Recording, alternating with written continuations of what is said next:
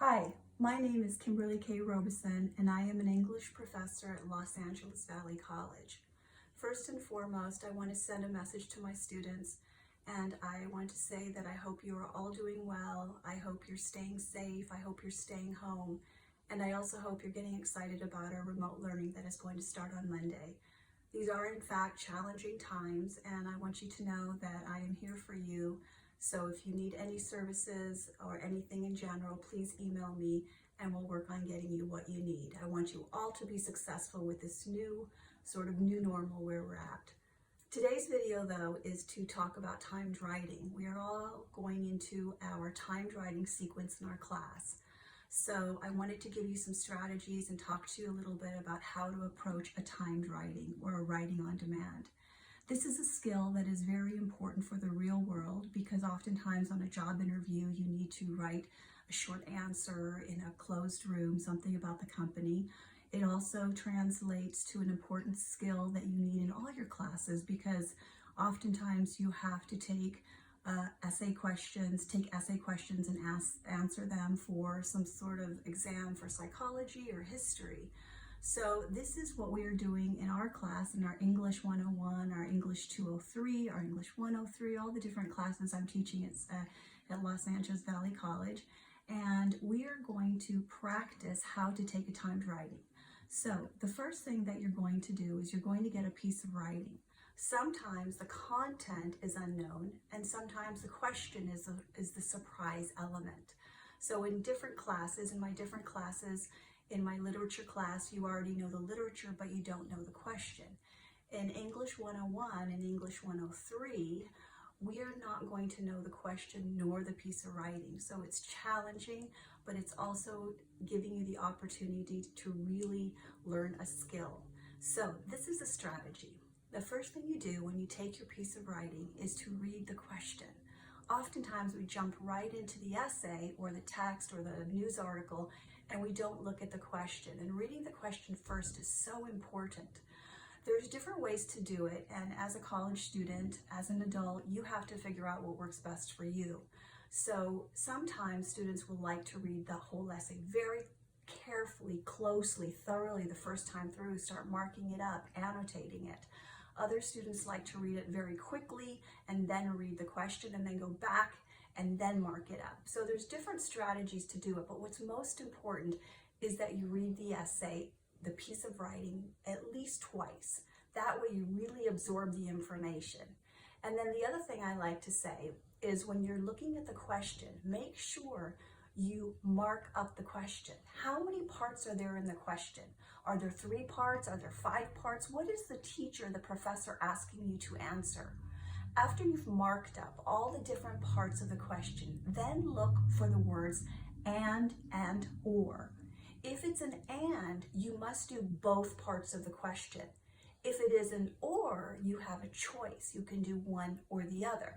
So for example, at the end of an essay question, I may say, please give me a personal example or tell me about another study you've read. Therefore, the or means you could do one or the other.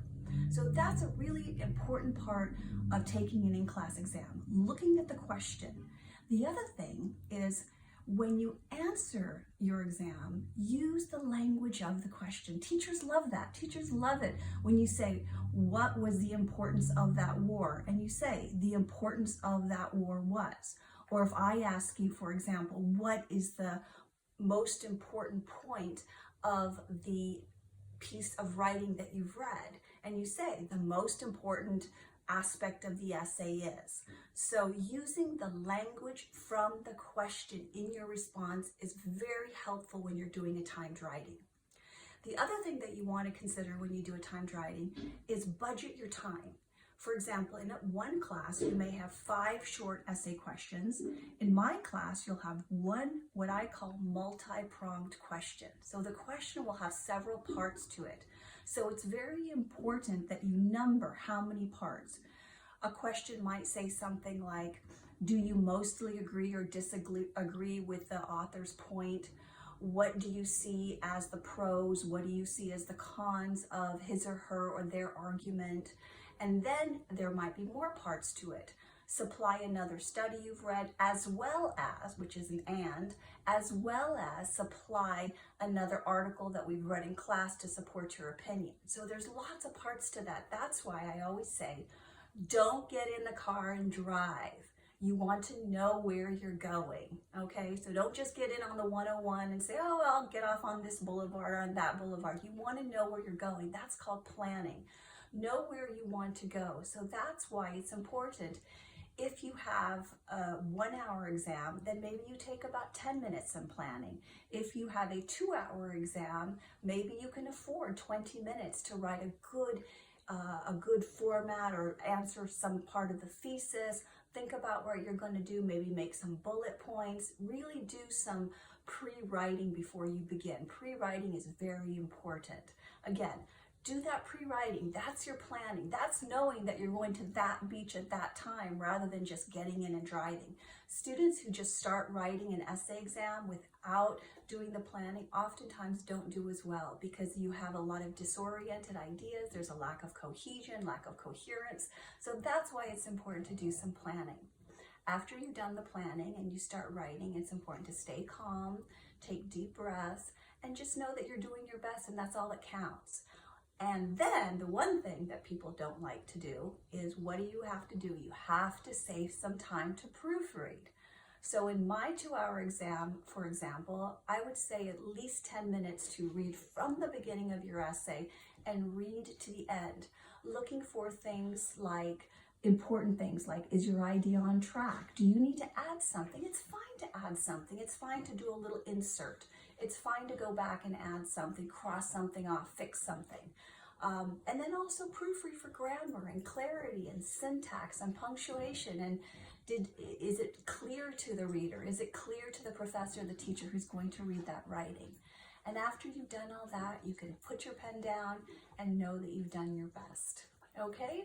So for our exam, you're going to be typing these. You're going to be in a quiet space, hopefully. You're going to give yourself 2 hours to do this. And I look forward to reading your responses. Okay? Take care, be safe, and stay home. Okay. See you later.